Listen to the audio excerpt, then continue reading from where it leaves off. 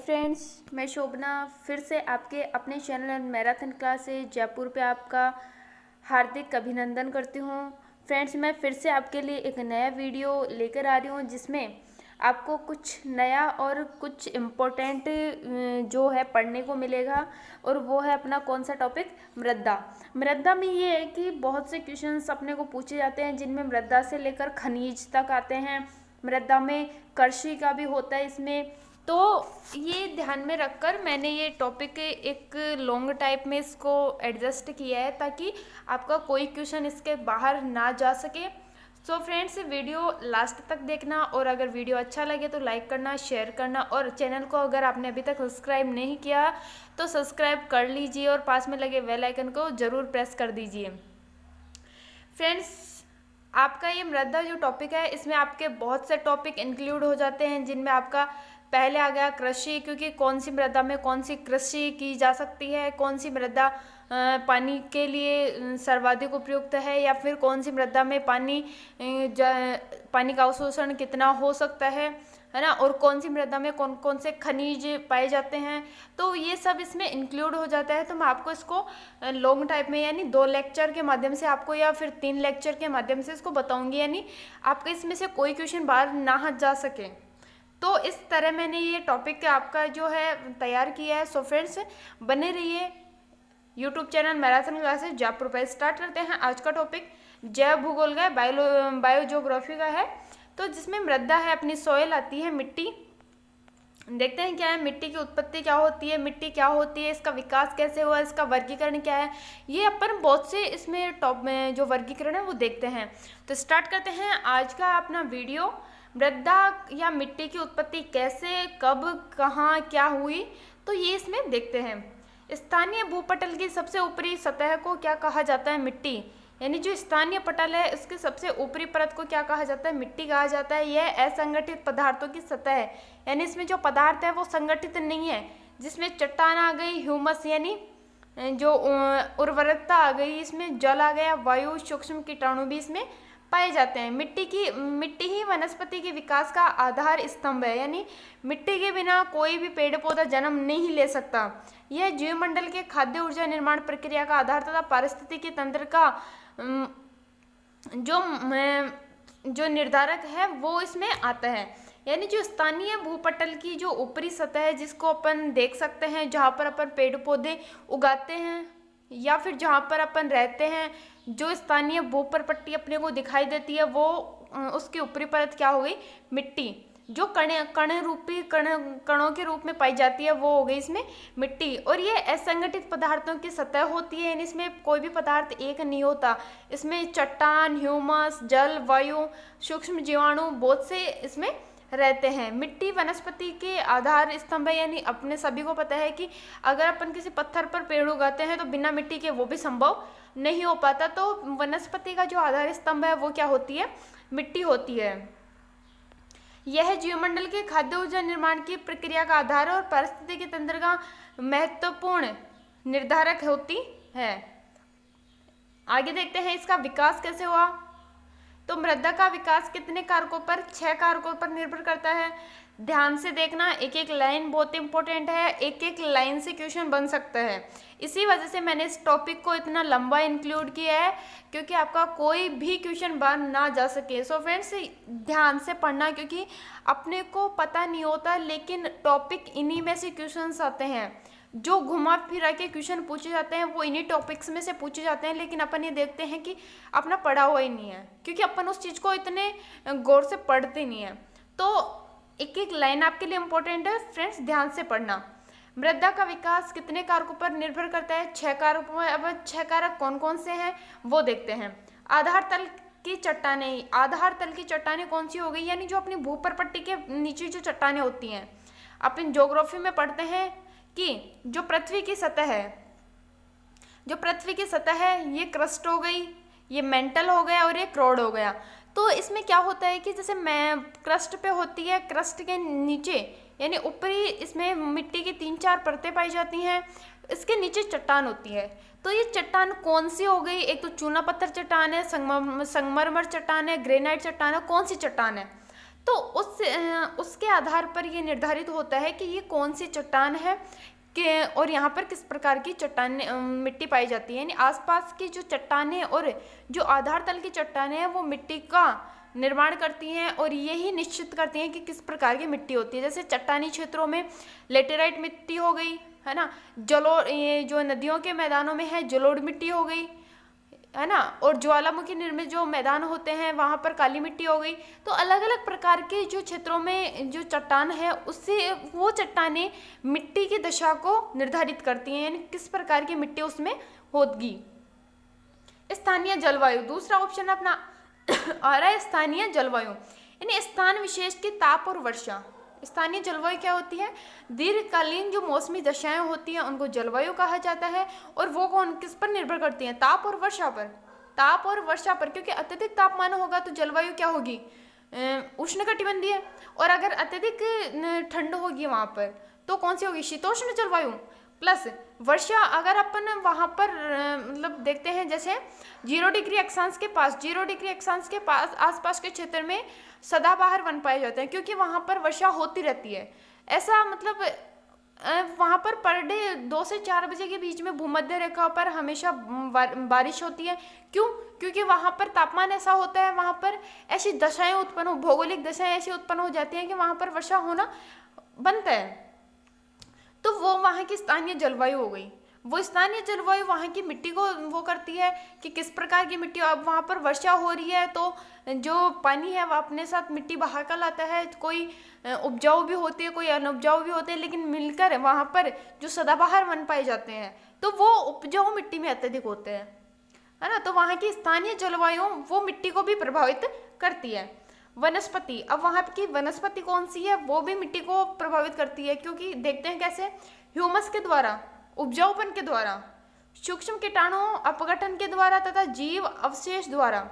यह एक स्वतंत्र कारक है परंतु इसका विकास कार्य जलवायु पर निर्भर करता है। अब अपन देखते हैं वनस्पति।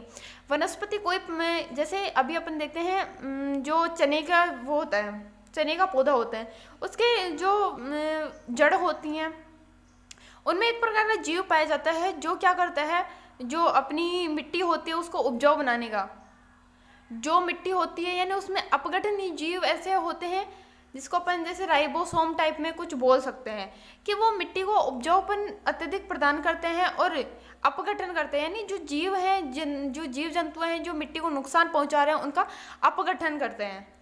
वो हो गया, ठीक है, जीव जंतुओं के अवशेष। तो वहाँ पर मतलब जो अपघटनीय जीव हैं वो वहाँ की जलवायु पर निर्भर करते हैं कि कौन सी जलवायु में कौन से अपघटनीय जीव पाए जाते हैं, और वो चीज़ क्या होती है वनस्पति के द्वारा। जैसे अभी मैंने आपको बताया कि चने के पौधे के जड़ों में होता है, तो वो वहाँ की वनस्पति, वहाँ पर चना होगा, इसी वजह से तो वहाँ पर जो ये है वो जो अपघटनीय जीव हैं वो उत्पन्न हुए। प्रदेश का ढाल, अब ढाल भी मिट्टी को प्रभावित करता है। जैसे अभी अपन देखते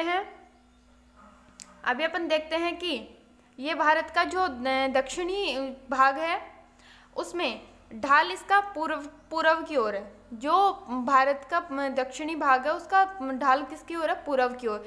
तो अत्यधिक नदियां हैं वो बंगाल की खाड़ी, यानी पूर्व की ओर क्या है? बंगाल की खाड़ी। बंगाल की खाड़ी में अपना जल विसर्जित करती हैं, लेकिन कुछ नदियां ऐसी हैं जो जलप्रपात बनाते हुए अपना जो जल है वो अरब सागर में डालती हैं। कैसे? यहाँ पर नर्मदा, ताप्ती 2 नदियाँ ऐसी हो गई जो बिना डेल्टा बनाए जलप्रपात बनाकर अपना जल जो अरब सागर में डालती है। लेकिन कृष्णा, कावेरी, गोदावरी जो है, गंगा, ब्रह्मपुत्र, ये नदियाँ ऐसी हो गई जो बंगाल खाड़ी में अपना जल डालती हैं। कैसे? क्योंकि अब ढाल की बात आती है कि इसका ढाल इधर है, तो अब अपन अगर किसी छत पर या फिर अपन देख सकते हैं कहीं भी अगर अपन पानी डालते हैं तो जिस तरह ढाल होगा पानी उधर ही ज़्यादा बहेगा।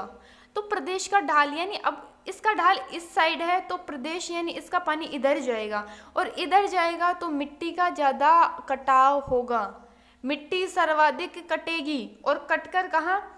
तटीय भागों में, जहाँ पर पानी का जो बहाव है वो स्लो हो जाता है, यानी पानी का बहाव कम हो जाता है, पानी की गति धीरे हो जाती है, वहाँ पर धीरे धीरे कंकर जो है वो जमते जमते मिट्टी का जमाव होने लग जाता है। तो प्रदेश का ढाल मिट्टी की जो उत्पत्ति होती है, मिट्टी का जो विकास होता है उसको प्रभावित करता है। और दूसरी बात, प्रदेश का ढाल दूसरी ओर अपन देखते हैं, जैसे ये चट्टान है, यहाँ से बारिश का पानी देख लो, नदियों का पानी देख लो, यहाँ से बह रहा है। तो जैसे जैसे पानी बहेगा, आज नहीं, कल नहीं, परसों नहीं, लेकिन रेगुलर अगर अपन किसी चीज़ को एक ही जगह घिसते रहेंगे, पानी अगर एक ही साइड से कहीं जाता रहेगा तो वहाँ पर चट्टानों का कटाव आसानी से होता है। तो यहाँ से चट्टानें cut cut cut cut cut कर और यहाँ पर अपना मलबा जमा करती है। और फिर मलबा जरूरी नहीं होता बारीक हो, मोटा हो, लेकिन धीरे धीरे धीरे धीरे वो मलबा किसमें, मिट्टी में परिवर्तित हो जाता है। ऊंचाई, हेगेट महोदय ने ढाल और ऊंचाई को, अब हेगेट महोदय ढाल और ऊंचाई को मिट्टी के विकास का ही नहीं वरन संपूर्ण पारिस्थितिकी तंत्र के विकास का महत्वपूर्ण आधार माना है। हेगेट महोदय क्या कहा जाता है कि ऊंचाई सिर्फ जो मिट्टी का ही विकास नहीं करती, ढाल और ऊंचाई सिर्फ मिट्टी का ही विकास नहीं होता, इससे पारिस्थितिकी तंत्र का भी विकास होता है। अब उन्होंने कैसे बताया, उन्होंने बताया ऊंचाई के साथ। अब पारिस्थितिकी तंत्र ऊंचाई के साथ और ढाल, ऊंचाई ये हो गई, ढाल ये हो गया, ठीक है। इसके साथ पारिस्थितिकी तंत्र का विकास कैसे होगा, यहाँ पर रहने वाले जीव जंतु भी हैं, यहाँ पर रहने वाले जीव जंतु भी हैं, तो यहाँ से जल बहेगा, वापस जाएगा और वापस बारिश की वजह से वापस आ जाएगा। तो ये तो हो गया जल चक्र, अपना क्या हो रहा है, जल चक्र चल रहा है। लेकिन पारिस्थितिकी तंत्र, यहाँ पर भी जल है, यहाँ पर भी जल है, यहाँ से जीव जंतु उत्पन्न होंगे, यहाँ भी जीव जंतु उत्पन्न होंगे, यहाँ के जीव जंतुओं को कोई दूसरा जीव जंतु खाएगा, फिर उसको कोई बड़ा जीव खाएगा और फिर वो मर जाएगा, तो वापस उसी का अपघटन इसमें हो जाता है। तो ये पारिस्थितिकी तंत्र का भी इसमें विकास होता है, जिसको अपन पारिस्थितिकी तंत्र की मैं कुछ बता देती हूँ। पारिस्थितिकी तंत्र अलग अलग प्रकार का होता है, नदियों में होता है, झीलों में होता है, मिट्टी में होता है ना, अलग अलग क्षेत्रों में पारिस्थितिकी तंत्र का विकास होता है। अब मिट्टी के विकास में लगा समय का सबसे बड़ा प्रभावी मिट्टी की मोटाई पर पड़ता है। मिट्टी की मोटाई किस का प्रभाव इसमें पड़ेगा कि कौन से कि मिट्टी का विकास किस समय हुआ है, कितनी मोटाई है ना, तथा समय का संबंध स्थान विशेष तथा ऋतु श्रेत कणों के अधिवास में है। भारतीय कृषि अनुसंधान के अनुसार 500 वर्षों में से 1 सेंटीमीटर मिट्टी की सतह बनती है।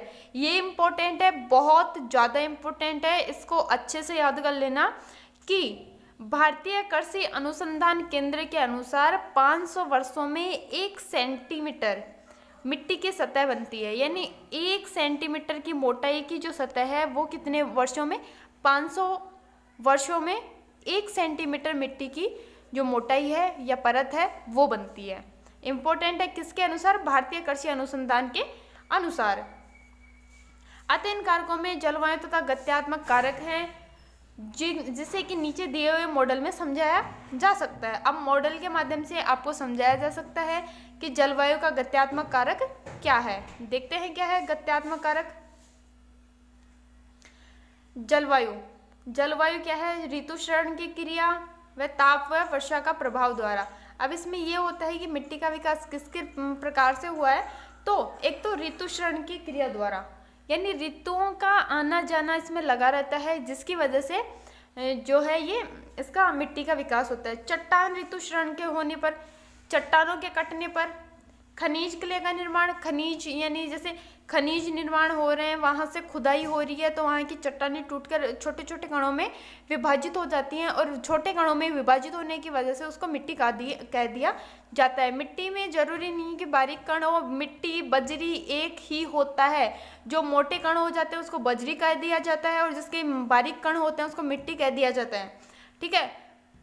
दूसरा है ताप वर्षा के प्रभाव के द्वारा, अत्यधिक ताप अत्यधिक वर्षा होगी, चट्टानों का संरक्षण अपर्दन अपक्षय होगा और अपर्दन और अपक्षय होने की वजह से मिट्टी का निर्माण होता है।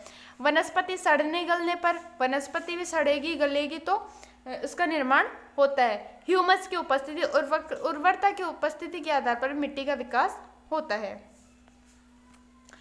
अब भौगोलिक स्थिति एवं विकास की दृष्टि से मिट्टी के विकास को 2 वर्गों में रखा गया है। अब भौगोलिक स्थिति एवं विकास की दृष्टि से यानी भौगोलिक स्थिति यानी आसपास के जो भौगोलिक क्षेत्र उसको देखते हुए और उसका विकास देखते हुए इसको 2 भागों में बांटा गया है। पार्श्विका मिट्टी यानी जोन सोइल और अपार्श्विका मिट्टी यानी ए जॉन सोइल। पार्श्विका मिट्टी किसे कह दिया जाता है? पार्श्विका मिट्टी वह है जो ऋतुक्षरण के बाद भी अपने आधार तल के क्षेत्र में अवस्थित रहती है, यानी जिसको ऋतु परिवर्तन के बाद भी अपने आधार तल के क्षेत्र में ही रहती है, या फिर दूसरे शब्दों में यह मिट्टी आधार तल से सहसंबंध रहती है। इसके विपरीत अपार्श्विका मिट्टी का अपरदन और ऋतुक्षरण दोनों ही प्रक्रियाओं में बनी रहती है। आपको इजी भाषा में मैं समझा देती हूँ। पार्श्विका मिट्टी होती है वो कि जो अपना स्थान बहुत कम समय में, यानी बहुत ही कम दूरी पर बदलती है। जैसे यहाँ की कोई मिट्टी है, बस इतनी सी दूर जाके रह जाती है, तो ये उसी का क्षेत्र रह गया, तो ये हो गई पार्श्विका मिट्टी। लेकिन अपार्श्विका मिट्टी होती है कि यहाँ की कोई मिट्टी है, यहाँ जाकर रुक रही है, वो अपार्श्विका मिट्टी हो गई, यानी इसका अपरदन और अपक्षय हो जाता है। अब आपके कुछ मोटिवेशन लाइन में आपके लिए लेके आई हूँ कि आखिरी उम्मीद तक उम्मीद मत छोड़ो। आखिरी उम्मीद तक उम्मीद मत छोड़ो। कभी कभी गुच्छे की आखिरी चाबी भी ताला खोल देती है। बहुत इम्पोर्टेंट, यानी बहुत ही आपको कुछ मोटिवेट करने वाला है कि आखिरी उम्मीद तक उम्मीद मत छोड़ना, क्योंकि कभी कभी गुच्छे की, यानी तालियां जो ये होती हैं चाबियां, उसका गुच्छा देखा है ना, कभी कभी आखिरी गुच्छे की जो चाबी है वो भी ताला खोल देती है। सो फ्रेंड्स, लास्ट तक उम्मीद मत छोड़ना, और कभी ये मत सोचना कि जो अपन पढ़ रहे हैं क्या अपने काम आएगा, क्योंकि पढ़ा हुआ कभी भी खराब नहीं जाता। आज नहीं कल वो आपके काम आएगा। और ज़रूरी नहीं कि शिक्षा वही होती है जो आपको सिलेक्शन दे, आपको डिग्री दे। शिक्षा वो होती है जो आपके व्यवहार में परिवर्तन लाए। कभी आपने साइकोलॉजी पढ़ी हो तो वांछित व्यवहार में परिवर्तन ही सीखना और शिक्षा होती है। व्यवहार में आने वाला जो अच्छा परिवर्तन होता है उसी को शिक्षा कहा जाता है। सो आपने उम्मीद मत छोड़ना कभी भी। चलते हैं आगे। पार्श्विका मिट्टी। पार्श्विका मिट्टी का जो विकास है वो 4 आधार स्तंभों में हुआ है, यानी 4 स्तरों में हुआ है, जो ऊपर से नीचे की तरफ जाते हैं। ऊपर से नीचे की तरफ जाते हैं 4 जैविक स्तर, ह्यूमस स्तर, फिर आ गया इसमें O2 यानी O2 ह्यूमस, खनिज, क्लेम, लावा का क्षेत्र, वृद्ध चट्टानी क्षेत्र, आधारभूत चट्टान का क्षेत्र। अब इसमें 4 भाग इसमें बता रखे हैं, 4 जो ऊपर है कि 4 स्तरों में इसका विकास हुआ है। जैविक स्तर O1 आ गया, जैविक स्तर। इसमें देखते हैं जैविक स्तर में कौन सा आता है, कि जैविक स्तर में वो आता है कि जिसमें जीव जंतु और पेड़ पौधे पाए जाते हैं, जिसमें जैविक क्रियाएं होती है, वो हो गया जैविक स्तर। दूसरा आ रहा है ह्यूमस स्तर। ह्यूमस स्तर में आ रहा है कि जिसमें खनिज वगैरह, लावा का क्षेत्र हो गया, वृद्ध चट्टानी क्षेत्र हो गया, आधारभूत चट्टान का क्षेत्र हो गया, यानी चट्टानी क्षेत्र जो आ गया वो हो गया ह्यूमस स्तर में।